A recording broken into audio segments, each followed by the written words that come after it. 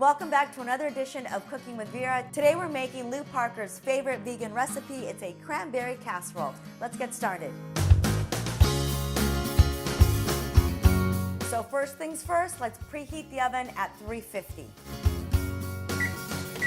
So remember, when you bake, it's all about the prepping. So we're gonna spray our pan. So you guys know me, I like super simple recipes, and this is one of those. It calls for 3 cups of apples chopped into bite-sized pieces.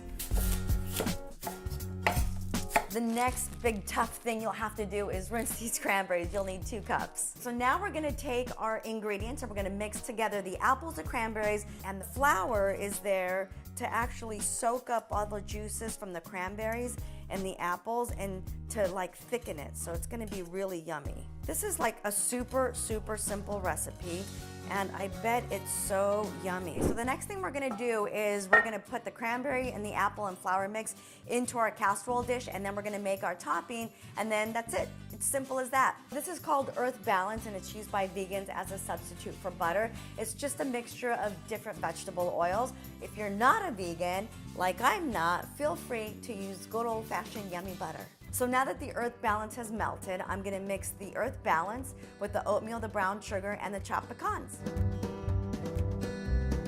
So we're gonna stick this in the oven for an hour at 350, and that's it. It's as simple as that. Done, done, and done.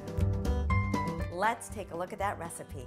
Mix and put in a 2-quart casserole 3 cups of chopped apples with peel cut into bite-sized pieces, 2 cups of whole fresh cranberries, 1 1/4 cups of sugar, and 1/3 cup of plain flour. For the topping, which can be made the day before, mix and put on top 1 1/2 cups of uncooked oatmeal, 1/2 cup of brown sugar, 1/3 cup of chopped nuts.